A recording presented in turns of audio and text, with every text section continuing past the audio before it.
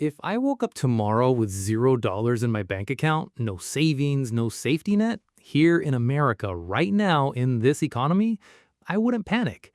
And that's not because I'm special or lucky, it's because there's an actual sequence of moves that works regardless of the situation you're starting from. And almost nobody lays it out clearly. Most advice you'll find online is either just get a better job or start a business, which is useless when you're staring at an empty bank account today. So here's exactly what I'd actually do, step by step, starting from zero. I'm David, and this is Dollar Horizon. If you're in a tight spot right now or just want a real plan for what to do if things ever got that bad, stick with me. Hit subscribe because this is the kind of video you'll want to come back to.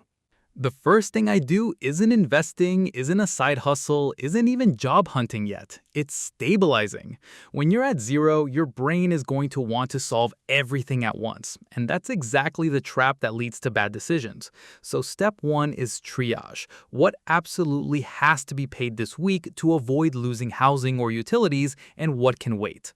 In America specifically, this is where I'd immediately look into 211, a free nationwide helpline that connects you to local emergency assistance, rent help, utility assistance, food resources. Most people don't know it exists, and it's not charity in the shameful sense. It's infrastructure that already exists specifically for this moment. Using it isn't failure. Not using it when you need it is the actual mistake. Step two is generating any income immediately, even if it's not the right long-term job. This is where a lot of advice gets precious about finding your passion. Ignore that completely at $0. Gig work through apps, day labor, selling anything of value you're not using, temp agencies that pay same day or next day. None of this is glamorous, and none of it needs to be permanent. The goal isn't the perfect job, it's breaking the zero. Because once you have any amount of consistent cash flow, even $200 a week, you've moved from crisis mode into problem-solving mode, and those are completely different mental states. Step three is checking what you actually qualify for, because most people at zero are leaving real money on the table simply because they don't ask. SNAP benefits for food, Medicaid if your income is low enough. If you have kids, the Earned Income Tax Credit and Child Tax Credit are refundable, meaning you can get money back even if you owe very little in taxes. None of this is a moral judgment on you. These systems exist because the alternative, people falling completely through the cracks, cost society more than the programs themselves. I'd apply for every single thing I qualified for without hesitation because pride is expensive, and at $0, you can't afford it.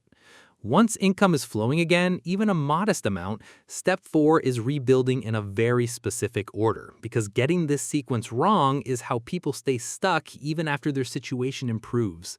First, I'd build a tiny buffer, even $500, before touching anything else, because that $500 is what prevents the next emergency from putting you right back at zero.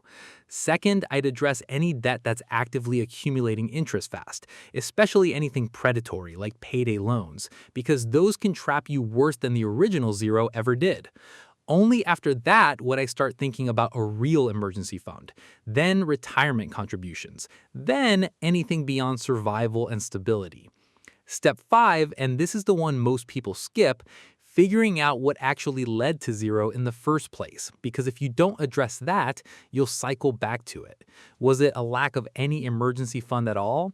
A job with unstable hours? Spending that outpaced income even when things were fine?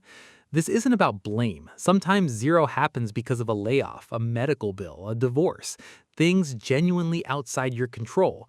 But identifying the actual mechanism, whether it was external circumstance or a pattern in how money was managed, is the only way the recovery actually sticks instead of becoming a temporary fix before the next crisis. Here's what I want you to take from this. Being at $0 says almost nothing about your character, your intelligence, or your worth. It's a financial position, not an identity. The people who recover fastest from zero aren't necessarily the smartest or the hardest working. They're the ones who move through this sequence without getting stuck in shame, without waiting for a perfect solution, and without trying to skip straight to step five while step one is still on fire. So If I had $0 in America today, that's exactly what I do. Stabilize first, generate any income fast, use every system I actually qualify for without pride getting in the way, rebuild in the right order, and then fix whatever got me there in the first place. $0 isn't the end of the story. It's just the starting line for a specific, doable plan. And now you have it.